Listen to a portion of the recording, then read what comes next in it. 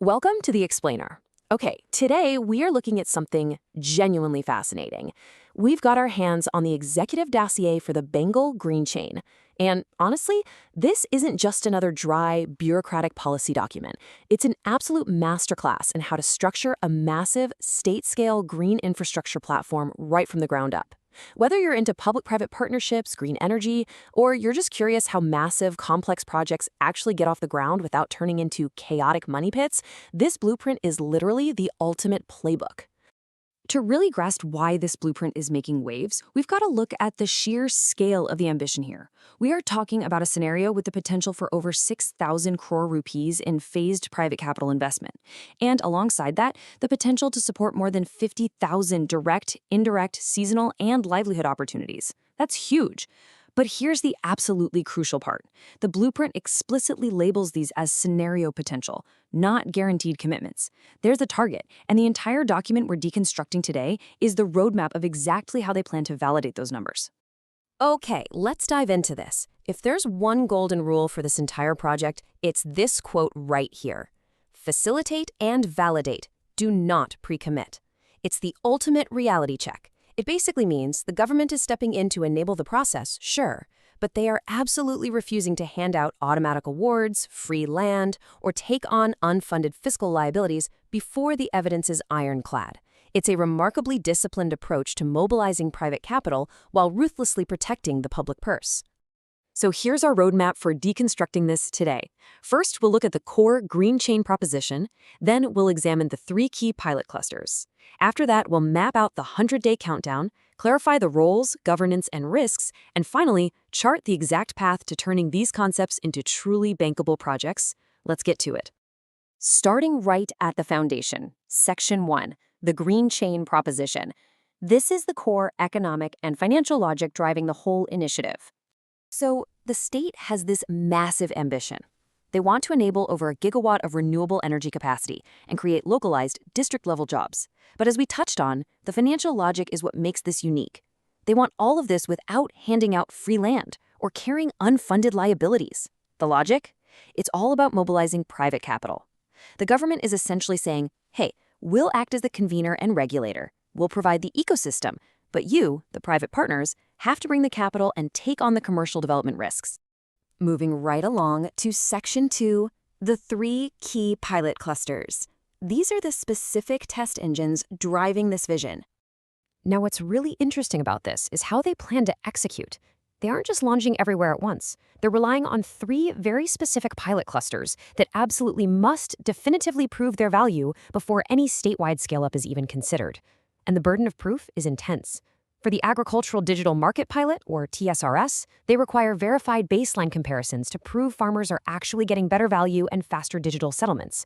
For the Biosolar Energy Pilot, they demand a strict 25 to 50 megawatt validation range, complete with grid evacuation studies. And the Botanical Wellness Manufacturing Cluster? It's not about vague consumer branding. They demand 12 to 18 specific market-tested products with crystal-clear unit economics. It's evidence-based scaling, plain and simple. And speaking of evidence, that brings us to what I think is one of the most critical policy rules in the entire dossier: no fertile land first. Just imagine trying to balance a massive clean energy rollout with the absolute necessity of protecting local food security. Well, this mandatory screening protocol does exactly that. It forces developers to prioritize degraded, non-agricultural, or safe brownfield sites. Productive farmland is practically off limits unless strictly justified. You don't just get to slap solar panels wherever it's cheapest, you build them where they won't displace agriculture. To get these pilot clusters off the ground, the dossier outlines a highly disciplined timeline. Section 3, the 100-day countdown. And this brilliantly illustrates the urgency here. It's practically a day-by-day sprint.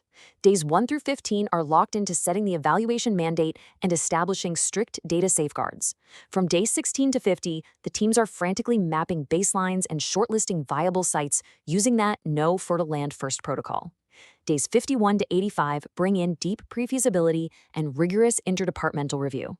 And then, boom, day 100 hits, the final decision gate. This isn't just a vague timeline, it's a forced mechanism to reach a decisive go, rescope, or stop decision without getting stuck in endless bureaucratic delays. But honestly, a 100-day countdown doesn't mean much if no one knows who's actually in charge. That brings us to Section 4, Roles, Governance, and Risks. So the key here is the absolute strict separation of duties. The blueprint makes it incredibly clear where the line is drawn. The government interface is strictly responsible for nodal coordination, scheme mapping, and controlled data access. That's it. They facilitate. The private partners, they're doing the heavy lifting. They manage the pre-feasibility studies, carry all the commercial and operational risks, and fundamentally mobilize the capital. This separation guarantees the government acts as an enabler, not a financial backer. To oversee all of this, they've established specific governance protocols led by a senior steering group. And their job is perfectly positioned to maintain control without getting bogged down in micromanagement. They focus entirely on high-level policy direction, managing those strict decision gates, ensuring cross-departmental coordination, and ultimately making that massive Day 100 go, rescope, or stop decision. Now, a project of this magnitude comes with some pretty huge risks, but the blueprint systematically neutralizes them across 4 key categories. For land risks, like title disputes, they mandate strict documentary due diligence and the no fertile land first rule.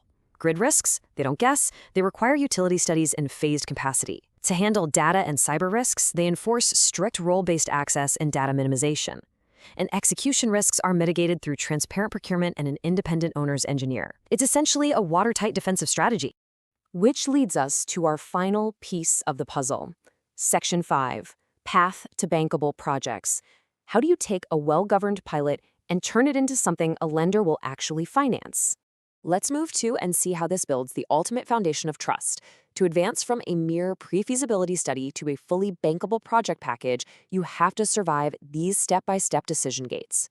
Step 1, you must establish a verified baseline. What's the reality on the ground right now? Step 2, set an approved target. Step 3, run the pilot and measure a validated result.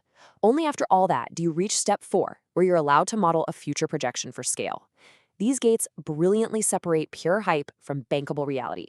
And validating those results, well, that requires intense, non-negotiable data standards. They aren't taking anyone's word for it.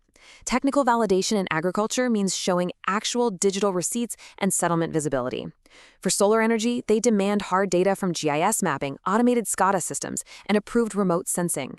And in wellness products, performance monitoring means detailed shelf life testing, rigorous QA/QC, and exact batch records. This measurement, reporting, and verification, or MRV, is what ultimately convinces the banks to open their checkbooks. So after breaking down this entire dossier, we're left with a really provocative thought. We've seen the fiscal prudence, the frantic 100-day timeline, the strict separation of risks, and the unyielding obsession with data-backed evidence. If this Bengal GreenChain platform actually manages to hit its milestones without bleeding public funds, can this 100-day blueprint become the new global standard for green industrialization? It's a pretty amazing model for the future of public-private partnerships. Thanks for joining me on this explainer, and keep questioning how the big things actually get built. Catch you next time.